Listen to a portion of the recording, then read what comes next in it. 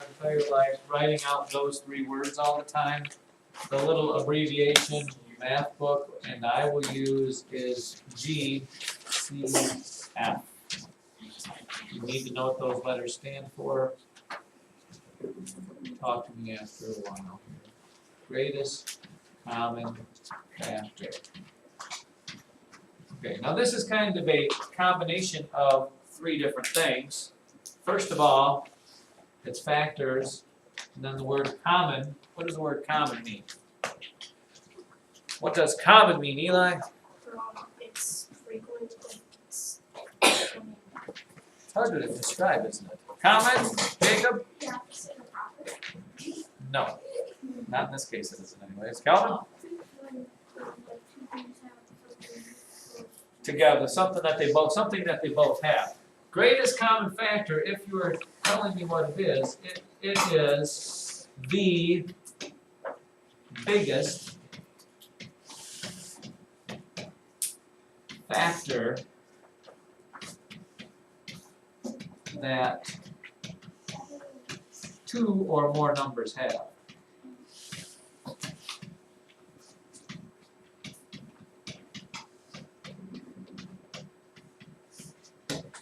Okay, the biggest factor that two or more numbers have.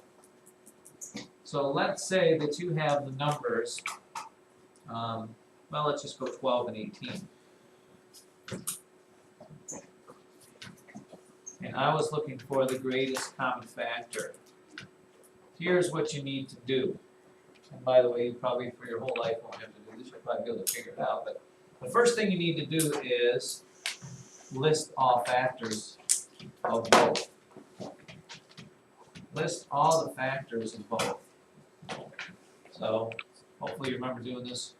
12 is 1 times 12, 2 times 6, and 3 times 4, right? We've done common factors. We've done factors before. 18 is 1 and 18. I'll get that to right. 2 and 9. 6 and, I'm sorry, 3 times 6. I didn't miss any there, did I? No. Okay.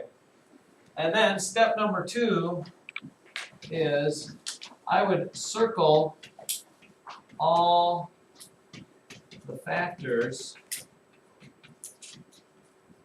that both numbers have in common.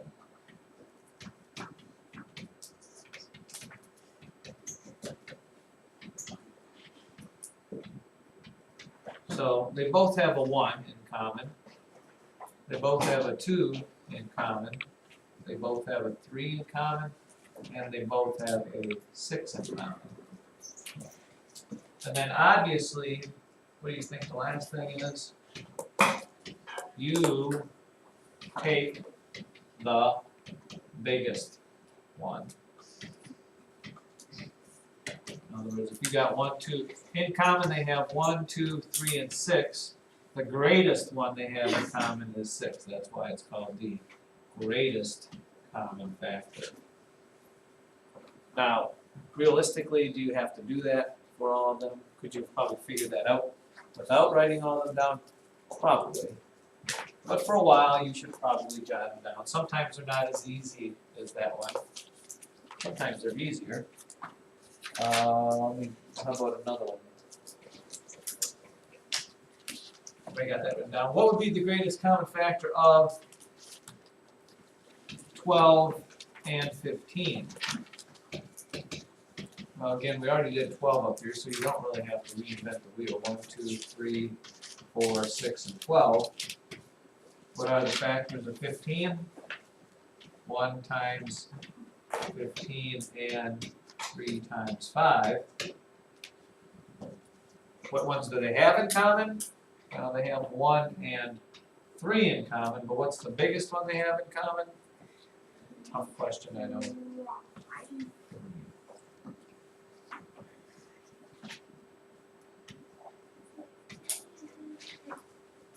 And by the way, you could do this with 3 numbers.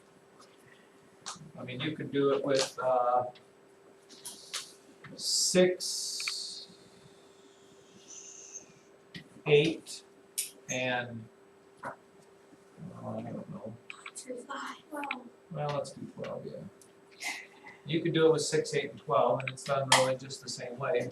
Factors of 6 are 1 and 6, 2 and 3.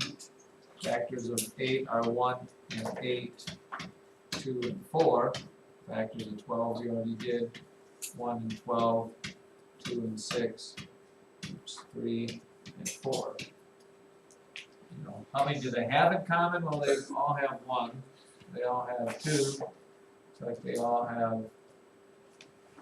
Is that it?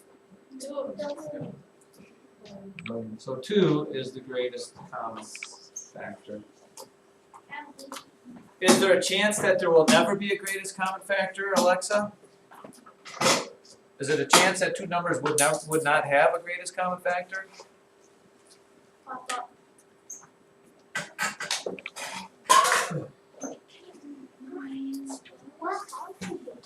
What if you had 7 and 9?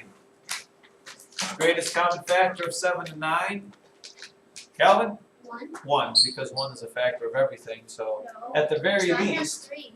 what's that? John has 3. It doesn't matter, I asked for the greatest common factor. Yeah, 9 does have 3, 1, 3, and 9. What about 0? 0 is not a factor of either one. 0 times anything gives you 0. 1 can't go with 0. Greatest common factor these both have is the number 1. So that, ladies and gentlemen, is the way it is. I should turn this off. That's the second day. Second day, but not in a row.